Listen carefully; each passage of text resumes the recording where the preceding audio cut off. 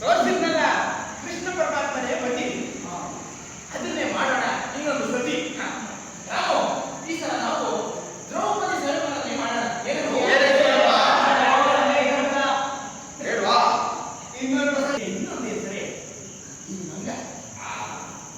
ಆದ್ರೆ ಈ ಸಲ ನಾವು ಸುಂದರಕಾಂಡ ಪ್ರಸಂಗವನ್ನೇ ಮಾಡೋಣ. ಈ ಸಲ ನಾವು ಸುಂದರಕಾಂಡ ಪ್ರಸಂಗವನ್ನೇ ಮಾಡಿ, ಆದ್ರೆ ಕುಣಿಯೋದು ಬೇಡ. ಈ ಕುಣಿಯೋದೆಲ್ಲ ಅನಾಗರಿಕ ಲಕ್ಷಣ.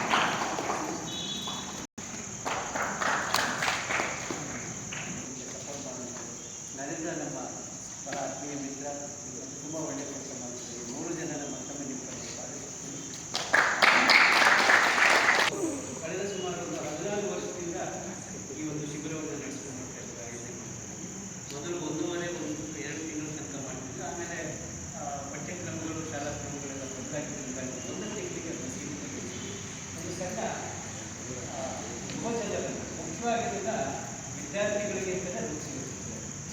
ಸಂಸ್ಕಾರದ ಒಂದು ಅಂಶ ಅದರ ಒಳಗೆ ಬಿತ್ತಬೇಕಾದಂಥ ಕೆಲಸ ಇವತ್ತು ನಾವು ಮಾಡಬೇಕಾಗಿದೆ.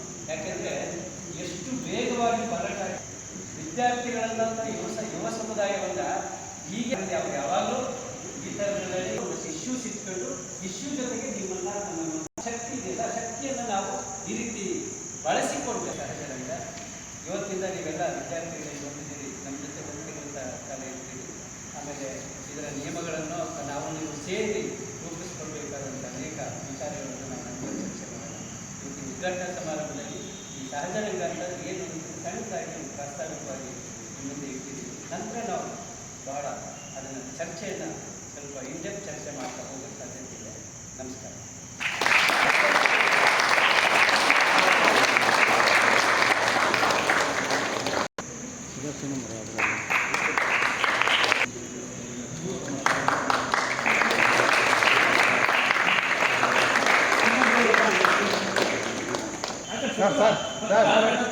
ಹಾಕ್ತಾರೆ ಇನ್ನೂ ಹಾಕಿಲ್ಲ. ನೀವೇ ಹಾಕಿ ಕೊಡಿ ಸರ್. ಕೊಡಿ, ಮಧ್ಯ ಓಡಾಡ್ತೀರಾ ನೀವು.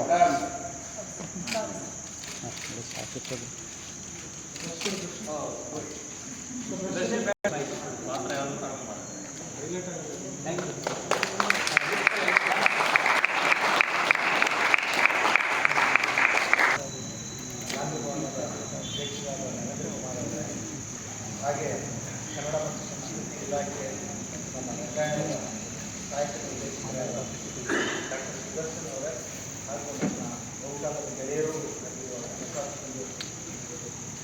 ವರ್ಷದ ಒಂದು ಪ್ರಚಂಡ ಪ್ರವಾಹ, ಅದು ಮೊನ್ನೆ ಅಥವಾ ನಮ್ಮಿಂದ ಹಿಂದಿಂದ ಅಲ್ಲ, ಮನುಷ್ಯ ಮತ್ತು ಒಂದು ಸಮುದಾಯ ಅಂತ ಯಾವಾಗ ಶುರುವಾಯಿತು ಅವಾಗೇನೆ ರಂಗಭೂಮಿಯೂ ಕೂಡ ಅದರ ಜೊತೆಗೇನೆ ಹುಟ್ಟಿ ಬೆಳೀತಾ ಸಾವಿರಾರು ವರ್ಷದ ಒಂದು ನಿರಂತರವಾಗಿ ಹರಿದು ಬರುತ್ತಿರುವ ಪ್ರಚಂಡವಾದ ಪ್ರಜ್ಞಾ ಪ್ರವಾಹ. ಇದು ನಮ್ಮ ಕಾಲದಲ್ಲಿ ನಾವು ಬಹುಶಃ ನಾನು ಪ್ರಸಾದ್ ಅವರೆಲ್ಲ ಒಂದು ಸಮಕಾಲೀನರು ಸ್ವಲ್ಪ ಒಂದು ಈಗಿನ 30-35 ವರ್ಷಗಳ ಹಿಂದೆಯಿಂದ ರಂಗಭೂಮಿಗೆ ಕನ್ನಡ ರಂಗಭೂಮಿಗೆ ಒಂದು ಸಾಕ್ಷಿಯಾಗಿ ಇದ್ದವರು. ಇವತ್ತು ರಂಗಭೂಮಿಗೆ ಈ ಶಿಬಿರದ ಮೂಲಕ ಪ್ರವೇಶ ಪಡೆಯುತ್ತಾ ಇರುವ ನಿಮಗೆ ಇರುವ ಕಾಲದ ಸವಾಲುಗಳು ವಿಸ್ಮೃತಿಯ ಅಂದರೆ ನಮ್ಮೆಲ್ಲರಿಗೂ ಒಂದು ರೀತಿಯ ವಿಸ್ಮೃತಿ ಆವರಿಸ್ತಿದೆ. ಅದರ ಅರ್ಥ ನಾವು ಸ್ವಲ್ಪ ಬಿಡಿಸಿ ಹೇಳಬೇಕು ಅಂತಂದರೆ, ಇವತ್ತಿನ ಡಿಜಿಟಲ್ ಮೀಡಿಯಾ ಇರಲಿ ಅಥವಾ ನಾವು ಯಾವುದು ಪ್ರಜ್ಞೆಯನ್ನು ರೂಪಿಸುವ ಅತ್ಯಂತ ಆಧುನಿಕ ಆವಿಷ್ಕಾರ ಅಂದ್ಕೊಂಡಿರುವ ಆರ್ಟಿಫಿಷಿಯಲ್ ಇಂಟೆಲಿಜೆನ್ಸ್ ಆಗಲಿ ನಮ್ಮ ಎಲ್ಲರ ಪ್ರಜ್ಞೆಯನ್ನು ಆಳ್ತಾ ಇರುವ ಕಾಲ.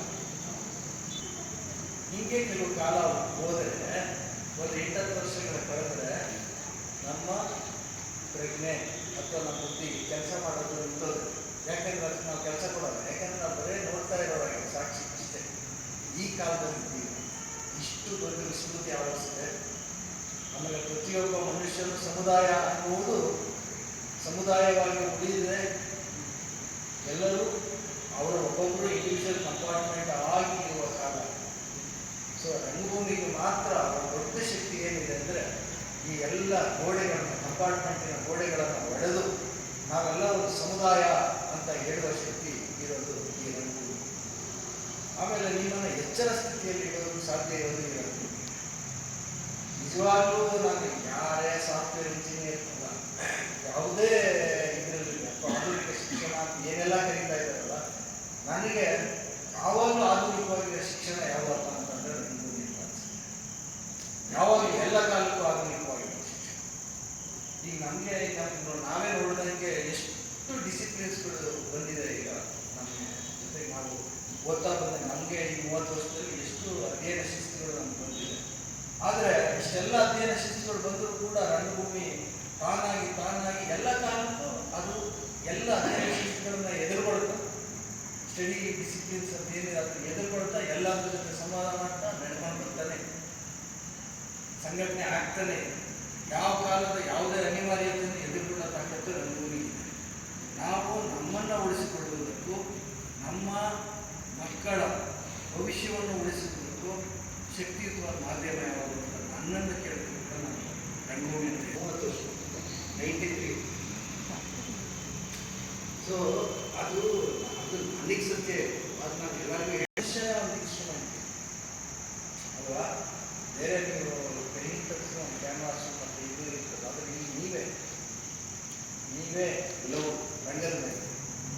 ಹಾಗಾಗಿ ಬಹಳ ದೊಡ್ಡ ಇದು. ಆಮೇಲೆ ಇವಾಗ ಬಹಳ ಖುಷಿ ಆಯಿತು. ನಾನು ಬಂದಾಗ ಸಾಕಷ್ಟು ಬೇರೆ ಬೇರೆ ಕಾರ್ಯಕ್ರಮಗಳೆಲ್ಲ ಹೋದಾಗ ಕೂಡ ನನಗೆ ಇವತ್ತಿನ ಈ ಕಾರ್ಯಕ್ರಮ ತುಂಬ ಸಾರ್ಥಕವಾದ ಅನಿಸ್ತದೆ. ಯಾಕಂದರೆ ಸಮಥಿಂಗ್ ವಿಲ್ ಹ್ಯಾಪನ್. ಡೆಫಿನೆಟ್ 30 ದಿವಸದಲ್ಲಿ ಏನೋ ಒಂದು ಸಂಭವಿಸ್ತದೆ. ಅದು ಲೋಕಕ್ಕೆ ಬೇಕಾದ, ಅದು ಲೋಕದ ಚೈತನ್ಯನೂ ಕೊಡುತ್ತೆ, ನಿಮಗೂ ಕೊಡುತ್ತೆ. ಯಾರಾದರೂ ಭಾಗವಹಿಸಿರ್ತೀರ ಅವರು ರಂಗಭೂಮಿಗೆ ಅದರ ಶಕ್ತಿ ಇದೆ. ನಿಜವಾಗ್ಲೂ ನನಗೆ ಸಾಕಷ್ಟು ಜನ ಸ್ನೇಹಿತರು ಎಲ್ಲ ಇದ್ದಾರೆ. ನನಗೇನು ಮೈಸೂರು ಹೊಸದು ಅಂತ ಯಾವಾಗ ಅನಿಸಿಲ್ಲ. ಆ ಥರದ ಭಾವನೆ ನನಗೆ ಇಲ್ಲ. ಯಾಕೆ ಗೊತ್ತಾ, ನಾವೆಲ್ಲರೂ ರಂಗಭೂಮಿಯವರು ಎಲ್ಲರೂ ಒಂದೇ ಥರ ಇರ್ತೀವಿ. ಯಾರು ಕಮ್ಯುನಿಟಿ. ಹೀಗಾಗಿ ನೀವೆಲ್ಲ ಈ ಶಿಬಿರಕ್ಕೆ ಬಂದಿರೋದು, ಭಾಗವಹಿಸ್ತಾ ಇರೋದು, ನಿಮ್ಮ ಭವಿಷ್ಯ ಉಜ್ವಲವಾಗಿ ರೂಪುಗೊಳ್ಳುತ್ತೆ ಅಂತ ನಾನು ಇವಾಗ ಹೇಳ್ತೀನಿ. ಮುಂದೆ ಯಾವತ್ತಾದ್ರೂ ನೆನಪು ಮಾಡಿಕೊಳ್ಳಿ. ಖಂಡಿತವಾಗಿ ಇದು ನಿಮ್ಮ ಬದುಕಿನ ಒಂದು ಟರ್ನಿಂಗ್ ಪಾಯಿಂಟ್ ಆಗುವುದರಲ್ಲಿ ಯಾವುದೇ ಸಂಶಯಗಳು ಇಲ್ಲ ಅಂತೇಳಿ ನೀವು ಪರಿಪೂರ್ಣವಾಗಿ ನೀವು ಈ ಶಿಬಿರದಲ್ಲಿ ತೊಡಗಿಸ್ಕೊಳ್ಳಿ. ನೀವು ಯಾವುದೇ ಡಿಸಿಪ್ಲಿನಲ್ಲಿ ಕೆಲಸ ಮಾಡ್ತಾ ಇದ್ರು, ಯಾವುದೇ ಅಧ್ಯಯನ ಶಿಸ್ತುಗಳಲ್ಲಿ ಓದ್ತಾ ಇದ್ರು ಕೂಡ ರಂಗಭೂಮಿಯ ಜೊತೆಗೆ ನಿಮ್ಮ ಸಂಬಂಧವನ್ನು ಗಂಭೀರವಾಗಿಟ್ಟಲ್ಲಿ. ಯಾಕೆ ಅಂತಂದರೆ ಅದು ನಿಮ್ಮನ್ನು ಎಲ್ಲ ಕಾಲಕ್ಕೂ ಎಚ್ಚರಿಸ್ತಾ ಬೆಳೆಸ್ತಾ ಹೋಗಿ. ಅದು ಹೇಳಿದಂಗೆ ನಾವು ಮನುಷ್ಯನಾಗುವ ಭಾಳ ದೊಡ್ಡ ಪ್ರಕ್ರಿಯೆ ರಂಗಭೂಮಿಯಿಂದ ಉಂಟಾಗುತ್ತೆ. ನನಗೆ ನೀವೆಲ್ಲರನ್ನೂ ಇಲ್ಲಿ ನೋಡಿ ಒಂದು ಹೊಸ ಸಂಬಂಧವನ್ನು ಬೆಳೆಸಿ ಸಂತೋಷ ಮತ್ತು ಸಂಭ್ರಮ ಇದೆ.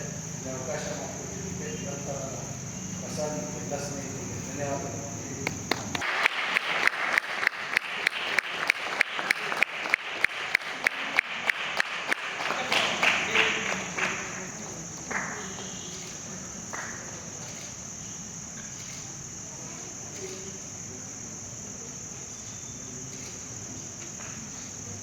ನಂತರ ಅಂತ ಏನಾಗತ್ತೆ ಅಂತ ಹೇಳಿದ್ರೆ, ಕಲ್ಯಾಣ ಶ್ರೀಪತಿ ಜೊತೆಗೆ ಒಬ್ಬ ದೊಡ್ಡ ಬೀಗರು ಹೇಳ್ತಾರೆ. ಅವರು ಬುದ್ಧ ಕಥೆಯ ಮೂಲಕನೇ ಇದನ್ನು ತಗೊಂಡು ಅವ್ರು ಹೇಳ್ತಾ ಇದ್ದೀವಿ ಏನು ಅಂತ ಹೇಳಿದ್ರೆ, ಒಂದು ಕಾಡಿಗೆ ಒಂದ್ಸರಿ ಬೆಂಕಿ ಬೀಳ್ತಾನೆ. ಬೆಂಕಿ ಬಿದ್ದಾಗ ಅದು ಕಾಡಿನ ರೀತಿ ಹರಡ್ತಾ ಹೋಗುವಾಗ ಎಲ್ಲ ಪ್ರಾಣಿ ಪಕ್ಷಿಗಳು ಕೂಡ ತಪ್ಪಿಸ್ಕೊಂಡು ಹೋಗ್ಲಿಕ್ಕೆ ಪ್ರಾರಂಭ ಮಾಡೋದು, ಎಲ್ಲೆಲ್ಲೋ ಓಡ್ತಾ ಇದೆ. ನಮ್ಮ ಜೀವನ ಬದುಕನ್ನು ಉಳಿಸ್ಕೊಳ್ಬೇಕು, ಜೀವನ ಕಾಪಾಡ್ಕೊಳ್ಬೇಕು ಅಂತೇಳಿ. ಆವಾಗ ಒಂದು ಪಾರಿವಾಳ ಮಾತ್ರ ಎಲ್ಲೋ ದೂರದಲ್ಲಿ ಕೆರೆಯಿಂದ ತನ್ನ ರೆಕ್ಕೆಗಳಿಗೆ ನೀರನ್ನ ಹತ್ಕೊಂಡು ಆ ಕಾಡ್ಗಿಚ್ಚನ್ನು ಆಡಿಸ್ಲಿಕ್ಕೆ ಪ್ರಯತ್ನ ಮಾಡಿದೆ. ಉಳಿದ ಪ್ರಾಣಿ ಪಕ್ಷಿಗಳೆಲ್ಲ ಏನಪ್ಪ ಕುಚ್ಚಿಡಿದೆ, ಈ ಕಾಡ್ಗಿಚ್ಚನ್ನು ಆಡಿಸ್ಲಿಕ್ಕೆ ಸಾಧ್ಯ ಇದೆಯಾ, ತಪ್ಪಿಸ್ಕೊಂಡು ಹೋಗೋದು ಬಿಟ್ಬಿಟ್ಟು ಇಲ್ಲಿ ನೀರನ್ನ ಹಾಕ್ತಾ ಇದೆಯಲ್ಲ ಅಂತೇಳಿ ಆ ಪಕ್ಷಿಗೆ ಹೇಳ್ತಂತೆ. ಇಲ್ಲ ನಾನು ನೀರನ್ನ ಹಾಕದೆ ನನ್ನ ಕಾಳಜಿ, ನಾನು ಪ್ರಾಣ ಹೋದ್ರೂ ಬಿಡೋದಿಲ್ಲ, ಇದು ನೀರು ಹಾಕಿ ಹಾಕ್ತೀನಿ ಅಂತ. ಎಷ್ಟೋ ದಿನಗಳಾದ್ರೂ ನೀರನ್ನ ಹಾಕ್ತಾನೆ ಇತ್ತು. ಪ್ರಕೃತಿನೂ ಕೂಡ ಮಳೆ ಬಂತು, ಮತ್ತೆ ಹಸಿರು ಬಂತು. ಎಲ್ಲ ಪ್ರಾಣಿ ಪಕ್ಷಿಗಳು ಕೂಡ ಬಂದು ವಾಸ ಮಾಡಲಿಕ್ಕೆ ಪ್ರಾರಂಭ ಮಾಡಿದ್ರು. ಆಮೇಲೆ ಉಳಿದ ಪ್ರಾಣಿಗಳು ಪಕ್ಷಿಗಳು ಮಾತಾಡ್ಕೊಂಡಿರುತ್ತೆ. ಈ ಪಾರಿವಾಳ ಇದೆಯಲ್ಲ, ಇದು ನೀರನ್ನ ಹಾಕ್ತಾ ಇತ್ತಲ್ಲ, ಎಷ್ಟು ಇದಕ್ಕೆ ಕಾಳಜಿ ಬದ್ಧತೆ ಇದೆ. ನಾವೆಲ್ಲರೂ ಕೂಡ ತಪ್ಪಿಸ್ಕೊಂಡು ನಾವು ದಿಕ್ಕಪಾಲ ಓಡಿ ನಾವು ಬದುಕಬೇಕು ಅಂತ ಹೇಳಿದ್ರೆ, ಇಲ್ಲ ಈ ಕಾಡನ್ನೇ ಉಳಿಸ್ಬೇಕು ಅಂತ ಇದು ಹೋರಾಟ ಮಾಡ್ತಲ್ಲ, ಇದು ಎಂಥ ವಿಶೇಷತೆ ಇರಬೇಕು ಅಂತೇಳಿ ಆ ಪಾರಿವಾಳವನ್ನು ಎಲ್ಲರೂ ಗೌರವಿಸ್ತಾರೆ. ಈ ಪಾರಿವಾಳದ ಕೆಲಸವನ್ನ ಯಾವ್ದು ಮಾಡ್ತಾ ಇದೆ ಅಂತಂದ್ರೆ, ನಿರಂತರ ಇಂತಹ ಪಾರಿವಾಳ ಅಕ್ಷರ ತಲೆಗಿದ್ರೆ ಬುದ್ಧಿವಂತರು ಮಾತ್ರ ಆಗ್ತದೆ. ಆದರೆ ಅಕ್ಷರ ನಮ್ಮ ಎದೆಗಿರುತ್ತೆ, ನಾವೇನಂತೀವಿ ಹೃದಯವಂತ. ಆಗ ನಾವು ಇಡೀ ಜಗತ್ತಿನ ಎಲ್ಲ ಮನುಷ್ಯರು ಒಂದೇ ಅನ್ನೋ ಕಲ್ಪನೆ ಹೊರಡುತ್ತೆ. ಬರೀ ನಾವು ಮನುಷ್ಯರು ಮಾತ್ರ ಅಲ್ಲ, ನಮ್ಮ ಜೊತೆ ಇರುವಂಥ ಮರಗಿಡ ಪಕ್ಷಿ ಪ್ರಾಣಿಗಳನ್ನು ಕೂಡ ಬದುಕಿಸ್ಕೊಳ್ಬೇಕು.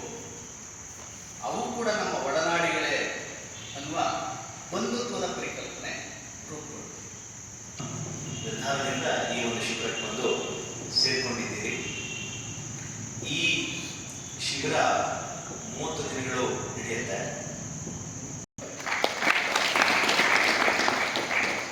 ಹಾಗೂ ಈ ಕಾರ್ಯಕ್ರಮಕ್ಕೆ ಆಗಮಿಸಿರುವಂತಹ ಎಲ್ಲ ಶಿಬಿರಾರ್ಥಿಗಳ ಪೋಷಕರಿರ್ಬೋದು, ತಂದೆ ತಾಯಿ ಇರ್ಬೋದು, ಎಲ್ಲರಿಗೂ ಸಹ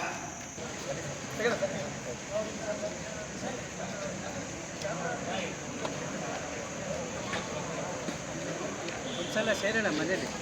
ಇಲ್ಲಿ ಹೇಳಿದ್ದೀನಿ ಇದೆಲ್ಲ ಕರೀಲಿ. ಖಂಡಿತ